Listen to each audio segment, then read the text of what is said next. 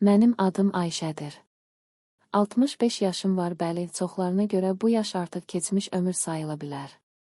Amma ürəyim hələ də gənc idi.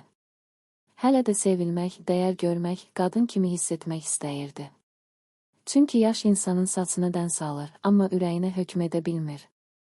Ürək hələ də eyni döyünür, hələ də istilik axtarır, hələ də bir səs, bir nəfəs, bir toxunuş üçün darıxır.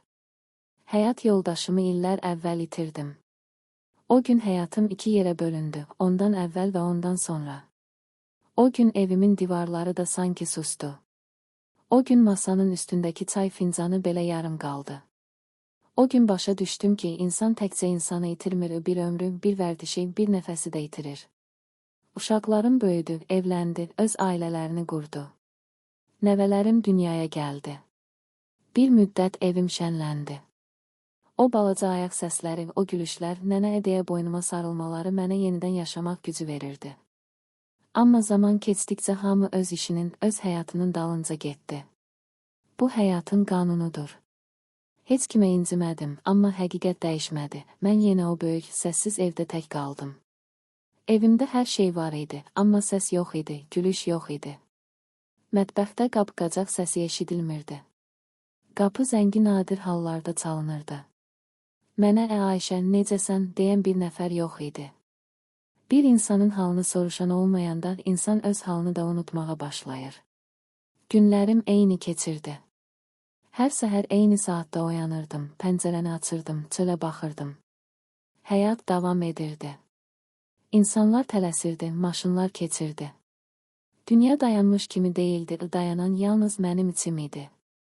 Mətbəxə gedib özümə çay süzürdüm.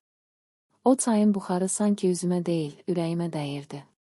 Fincanı iki əlimlə tuturdum ki, içim biraz isinər. Televizoru açırdım ki, evdə bir səs olsun. Əslində baxmırdım, sadəcə səssizlik məni boğmasın deyə açıq saxlayırdım. Aparıcılar danışırdı, xəbərlər gedirdi, seriallar oynayırdı, amma heç biri mənim boşluğumu doldurmurdu. Bəzən kitab götürürdüm, sətirləri oxuyurdum, amma fikrim başqa yerdə olurdu. Keçmişdə, gəncliyimdə, ilk dəfə sevdiyim günlərdə. Həyat yoldaşımla ilk tanış olduğumuz anı xatırlayırdım. O baxışı, o həyəcanı. O vaxtlar özümü qadın kimi hiss edirdim. İndi isə sanki görünməz idim. Gecələr isə daha ağır idi. Gecə insanı daha çox düşündürür.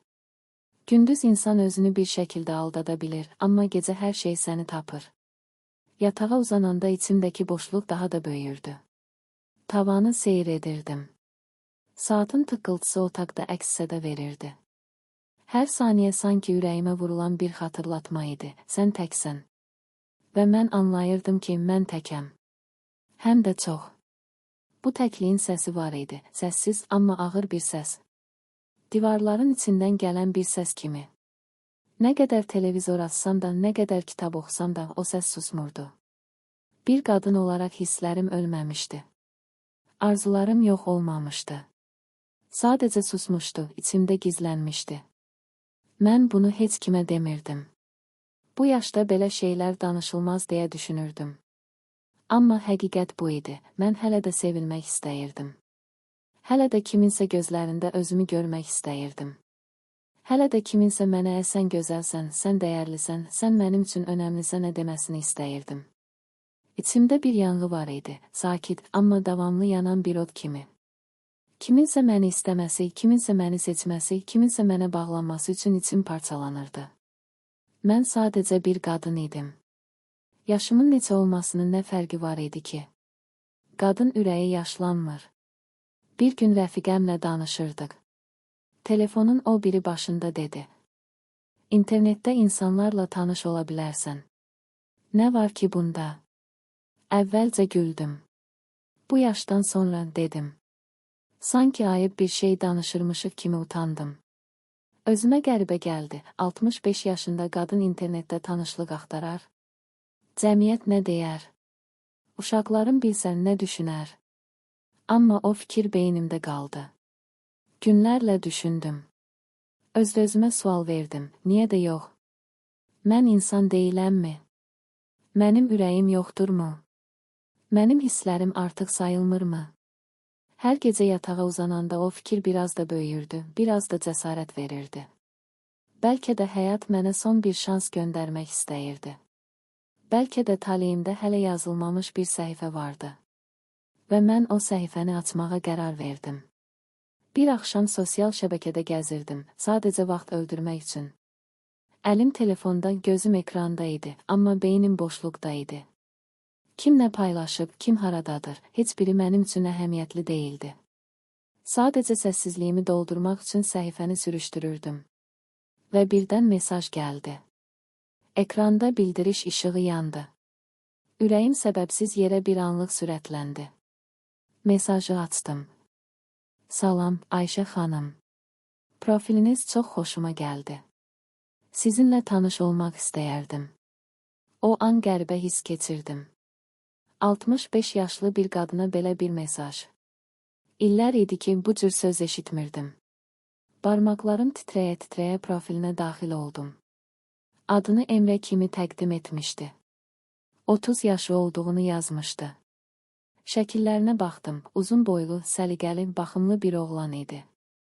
Qara saçları, dərin baxışları vardı. Güləndə gözlərinin içi parıldayırdı. O baxışlarda qəribə bir istilik vardı, sanki ekrandan çıxıb ürəyimə toxunurdu. Şəkillərdə gah kostyumda idi, gah dəniz kənarında, gah da bir restoranda. Özünü iş adamı kimi təqdim etdi. Dedi ki, böyük layihələrlə məşğuldur, başqa şəhərdə yaşayır. Və ən əsası dedi ki, o da təkdir. O da təkdir, bu söz içində əks-səda verdi. Sanki iki tənha insan eyni boşluqda bir-birini tapmışdı. Əvvəlcə məsafəli davrandım. Sadəcə nəzakət xatirinə cavab yazdım, qısa, rəsmi aralı. Özümü qorumağa çalışırdım. Axı həyat mənə çox şey öyrətmişdi, hər gülən üzə inanmaq olmazdı. Amma o dayanmadı. İsrarla, amma incitmədən, səbirlə, amma bezdirmədən. Hər yazdığı cümlədə diqqət vardı. Sözləri ölçülü idi. Mənə hörmətlə müraciət edirdi. Əvvəl Ayşə xanım deyirdi, sonra Ayşəyə dedi. Bir müddət sonra isə Ayşəmə dedi. Hər səhər gözümü açanda telefonuma baxırdım və demək olar ki, hər dəfə orada onun mesajı olurdu. Sabahın xeyir, gözəl xanım. Ümid edirəm, bugünün ürəyin qədər gözəl keçəcək. Bu sözləri oxuyanda üzümə istər-istəməz təbəssüm qonurdu. İllər idi ki, heç kim mənə gözələ deməmişdi. Güzgüdə özümə baxanda sadəcə qırışlarımı görürdüm. Amma o sanki o qırışların arxasındakı qadını görürdü. Hər gecə isə yazırdı. Yuxun şirin olsun, Ayşə. Kaş ki, yanında olub gecən xeyrə qalsın deyə biləydim. Bu cümlələri oxuyanda ürəyim yumşalırdı. Otağımın səssizliyində telefonun işığı sanki mənə ümid kimi görünürdü. Gün ərzində halımı soruşurdu, nə yediyimi soruşurdu. Bugün nə bişirdin? Özünü necə hiss edirsən? Çox yorulma. Sənə dəyər verən biri var. Mən illər idi ki, kimsədən bu qədər diqqət görmürdüm. Uşaqlarım məni sevirdi, əlbəttə, amma onların həyatı var idi. Heç kim gün ərzində 5 dəfə mənim halımı soruşmurdu. Heç kimə indi nə düşünürsən, demirdi. Telefonla danışmağa başladıq. Onun səsi sakit, dərin, aram bir səs idi. Danışanda tələsmirdi. Sözlərini seçərək deyirdi. Mən danışanda diqqətlə qulaq asırdı, sözümü kəsmirdi. Hər xatirəmə maraqlı reaksiya verirdi. Güləndə mən də gülürdüm. Susanda belə o sükut narahat etmirdi. Mənə deyirdi, sən çox dəyərli qadınsan. Sənin kimi incə ruhlu insan az tapılır. Sənin yaşın sadəcə rəqəmdir. Ruhun çox gəncdir. Bu sözlər mənim içimdə illərlə susmuş qadını oyadırdı. Sanki içimdə yatan o gənc Ayşə yenidən gözlərini açırdı. Bir müddət sonra onu illərdir tanıyırmış kimi hiss etməyə başladım. Sanki o, həyatımın gecikmiş möcüzəsi idi. Sanki taleyim mənə gec də olsa bir hədiyyə göndərmişdi. O mənə dedi ki, bir sirrini bölüşmək istəyir. Bir axşam səsi daha ciddi idi. Dedi ki, uzun illərdir heç kimə qarşı belə hiss etməyib. Dedi ki, mənimlə danışanda ürəyi rahatlaşır. Dedi ki, mənə bağlanıb. Sonra bir anlıq sustu və dedi, mən səni sevirəm, Ayşə. O cümləni oxuyanda əllərim əsdi. Ürəyim elə döyündü ki, sanki sinəmdən çıxacaqdı. Gözlərim doldu. 65 yaşında bir qadının ürəyi yenidən 20 yaşlı qız kimi döyünə bilərmiş. Mən bunu o an anladım. Güzgünün qarşısına keçdim. Özümə baxdım. O an özümü qoca görmədim. Özümü qadın gördüm, sevilən qadın. Mən ona inandım. Bəlkə də inanmaq istədiyim üçün inandım. Bəlkə də bu qədər gözəl sözlərin yalan ola biləcəyini qəbul etmək istəmədim. O qədər tək idim, o qədər sevgi aclığı çəkirdim, o qədər bir nəfərin diqqətinə möhtac idim ki, onun hər sözünü ürəyimə yazırdım. Hər mesajını dəfələrlə oxuyurdum. Telefonu sinəmə sıxıb gülümsəyirdim. Mən yenidən sevdiyimi sanırdım və yenidən sevilirəm deyə inanırdım. Bir gün dedi ki, başqa bir şəhərə iş görüşünə gedəcək. Uçuş və otel məsələsini həll etməlidir. Amma bank hesabında müvəqqəti problem yaranıb. Ayşə, mənə kömək edə bilərsən, dedi. Sadəcə bir neçə günlük bir məbləğdir. Söz verirəm, geri qaytaracağam. İlk dəfə tərəddüd etdim. İçimdə bir səs dedi ki, dayan. Amma digər səs dedi ki, o səni sevir, ona kömək etməlisən. Mən pul göndərdim. O qədər də böyük məbləğ deyildi. Amma mənim üçün dəyərli idi, yığımım idi, gələcək üçün saxladığım pul idi. O təşəkkür etdi, minnətdarlığını bildirdi. Dedi ki, mən onun həyatındakı ən xüsusi qadınam. Sonra yenə problem çıxdı, yenə pul lazım oldu. Yenə sonuncu dəfəyə dedi. Hər dəfə mən inandım. Yavaş-yavaş, addım-addım, düşünmədən, soruşmadan ona pul göndərməyə davam etdim. Çünki artıq məsələ pul deyildi. Mən onun sevgisini itirməkdən qorxurdum. Bir gün zəng etdim. Telefon bağlı idi. Mesaj yazdım, cavab gəlmədi. Bir gün, 2 gün, bir həftə. Sonra anladım, profil yox idi, nömrə yox idi, iz yox idi. Sanki o ad heç vaxt mövcud olmamışdı. Bir səhər oyandım və həqiqət üzümə sillə kimi dəydi. Emrə məni aldatmışdı. O, mənim təkliyimi, yaşımı, zəifliyimi, sevgi ehtiyacımı istifadə etmişdi. Məni soyub getmişdi. Pulumu yox, qürurumu, inamımı, ürəyimi aparmışdı. O gün çox ağladım. Özümə hirsləndim. Necə bu qədər sadəli oldun, Ayşə, dedim.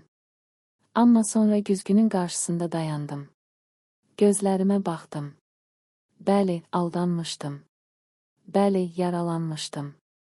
Amma mən hələ də ayaqdaydım. Həyat yoldaşımı itirəndə də ayaqda qalmışdım. Çətinliklərdə də dözmüşdüm. İndi də dözəcəkdim. Bu hadisə mənə ağır dərs oldu. Sevgi axtararkən insan özünü itirməməlidir. Etibar edərkən ağlını söndürməməlidir. İndi internetə əvvəlki kimi girmirəm, amma qəlbimi də tam bağlamamışam. Sadəcə daha güclüyəm, daha ayığam. Yalnızlıq insanı sındıra bilər, amma tam məhv edə bilməz. Çünki insanın içində yenidən ayağa qalxmaq gücü var. Mən 65 yaşında aldadıldım, amma 65 yaşında yenidən güclü olmağı da öyrəndim. Və indi bilirəm, həqiqi sevgi heç vaxt pul istəməz. Həqiqi sevgi gizlənməz. Həqiqi sevgi insanı tək qoymaz. Mən Ayşəyəm və mən hələ də ayaqdayam.